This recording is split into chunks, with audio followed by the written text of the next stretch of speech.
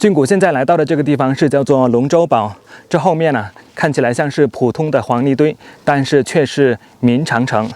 今天呢原本是要从近边线去波浪谷的，但是呢在途中啊就意外发现这样一个景点哦。我们现在呢就进入这里面去看一看。这是长城边上的一户人家。由于在黄土高原上啊，可以说是地广人稀，所以在这里居住的居民呢，每家每户都可以盖一座独栋独院的房子。你看，占地面积非常大。这是黄土高坡上的明长城的城墙，非常不一样啊。明长城遗址，龙舟堡，这里有一个入口，其实啊就是一个缺口。然后看一下明长城的厚度啊。我看从左到右起码呢是有10来米厚。看一下这个城墙的内部啊，你看这些泥块呢看起来都是非常的松散，然后这边呢像是波浪一样，真的是有点丹霞的感觉。看一下这个古堡里面是什么？哇，一片绿油油的，全部都是玉米。古堡已经没有了，但是呢城墙还在。你看对面呢，就是一整排的城墙，看起来非常的整齐啊。这是坐落在黄土高坡上的明长城以及古堡。这个古堡啊，其实就是明朝的兵屯。我相信有很多伙伴，如果说没有一块指示牌告诉你这是明长城的话呢，你大概率还是看不出来这是长城啊。我们来看一下这个城墙啊，你看它里面那一层呢是黄泥土，而表面这一层啊，其实呢是在明朝万历年间呢，就是加以巩固、重新修缮过的。你看它这个砖啊，确实是尺寸非常大。在这黄土高坡上，可以说土地啊是十分的贫瘠。你看远处的高山啊，基本上都没有什么高大的树木啊，基本上都是一些小草。而且这些草啊还没有把整座山给包裹住，所以呢是露出了很多黄泥土。但是为什么这里啊却可以种植玉米呢？其实呢这里是有一条水渠，如果说没有这个水渠的话呢，也是种不了什么庄稼的。现在俊谷是走进这个玉米地里面来了，你看这里是不是特别平呢？那这个呢就是跟这个兵屯呢有关系。平时他们是需要在这里啊操练士兵的，所以呢需要一个很大的场所广场。那么同时这里也是士兵的生活区。在这个方向还有一座城门，等一下呢过去那边看一看。脚踩着这种黄泥土啊，会感觉特别的松软啊。如果说没有下面这条水渠来去灌溉的话呢，这里也是很难种植玉米的。阿姨你好，叔叔你好。哦，你好。哎，这么多玉米都是你们家的？我们这一个村，家家户户都有。哦，一个村家家户户在这里都有玉米地。哦。你们种这么多玉米都是要拿去做那个包谷面对吧？包谷粉。这个就是每年打下来以后都卖了。卖了以后再买。啊。买大米，买白米。哦，用玉米换大米。哎。现在就是在浇灌这个农田。我们这里最近干旱的厉害。干旱的厉害。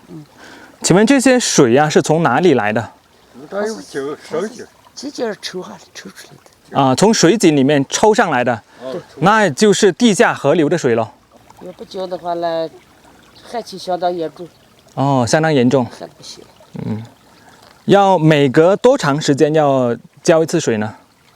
半个月就要浇一次。半个月。10天半个月。10天半个月。关键我们这个地多，井少，水浇不完。必须要定期来浇。它这个卖不过这个卖。透过画面，我们可以看到天空万里无云，2位村民顶着烈日在这里劳作。紫外线特强，加上大西北本来就缺水，村民在这里种庄稼确实不容易。叔叔和阿姨用身体力行告诉我们什么叫做“锄禾日当午，汗滴禾下土”。谁知盘中餐，粒粒皆辛苦。城墙的内部啊，它这个斜坡呢是相对比较倾斜一点，其实呢也是为了防止它的倒塌哦。而在城墙的外面呢，相对会笔直一点，其实就是为了防御、抵御外敌。所以呢，你看这边呢，城墙啊是相对比较笔直一点，这样呢外敌啊是比较难以进攻。看一下这边就是明显的比较笔直。长在长城边上的花朵，非常漂亮啊。在这里有一个斜坡，是可以上到明长城的上方来去看一下的。砖包土结构的城墙，上来了，站得高望得远啊。这个地方看起来非常不起眼，在这里经过，如果没有仔细看指示牌，可能根本不会留意到这个城堡。但是在古代，这里却是兵家必争之地。早在汉代，龙州就建了堡寨，名曰石堡寨。到了北宋时期，党项族李氏在西北称雄，建立了西夏政权，也就是现在宁夏一带。为了抗击西夏，陕西经略副使范仲淹曾亲临抗击前线，石堡寨又名范仲淹哨马营。后来西夏攻占了石堡寨，见到这块地方地势险要，于是便重新修筑了一座城。因为城西北傍水，东南接一条溪流，所以将此地改名为龙州。龙州就成为了西夏攻击北宋政权的盘营。明代旧城池全废，而河套鞑靼族不时侵扰，龙州一带又成为了抗击鞑靼的前沿。公元1470年，明朝派巡抚王睿在此地又筑一城，差不多与此同时修筑的长城从北逶迤而过。隆庆、万历年间，城墙不断加高加固，城墙砌上城砖，上面砌有排墙垛口。清代西北少数民族先后归顺，进入中华民族大家庭，边防渐渐松弛下来。乾隆年间，城墙曾修补过一次。到1809年，龙州发大水，城墙被洪水冲塌2处。到1867年，龙州堡被弃为荒城。在这个地方啊，天气可以说是非常的热啊，白天呢大概是有37、8度。你看我是穿着这种，我也不知道叫什么，应该是叫做手套吧，冰丝手套。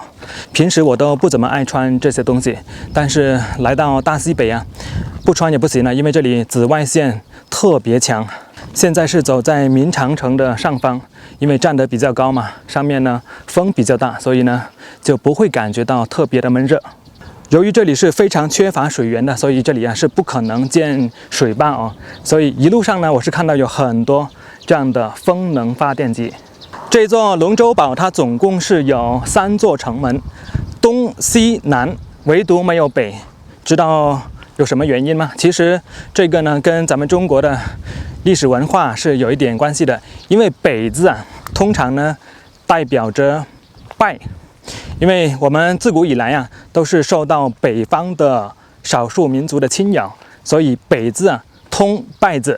因为我们通常说嘛，拜北拜北，所以它不开这个北门啊，也是可以理解的。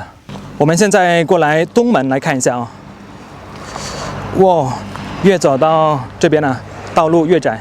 你看这脚底下呢就是东门了，然后出了东门之后，这边呢就相当于是一座瓮城。瓮城啊，它是一个非常有战略意义的这样一个城门哦。假如说敌军呢先从这个侧门进来之后呢，那么这里面的军队呢就可以站在瓮城的周边，向中间呢射箭，这样就起到了一个瓮中捉鳖的效果了。我们来看一下瓮城是什么样子的。中间呢现在已经被泥土堆高了，其实以前是没有那么高的。那么周边呢就是瓮城的城墙。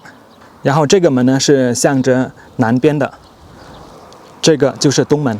在这片接近荒漠状态的黄土高原上啊，能够看到一片绿油油的玉米地，让人倍感亲切。因为玉米啊也是我们人类的粮食嘛。曾经各民族争相抢夺的地盘，时过境迁，如今成了当地百姓辛勤耕耘的玉米地。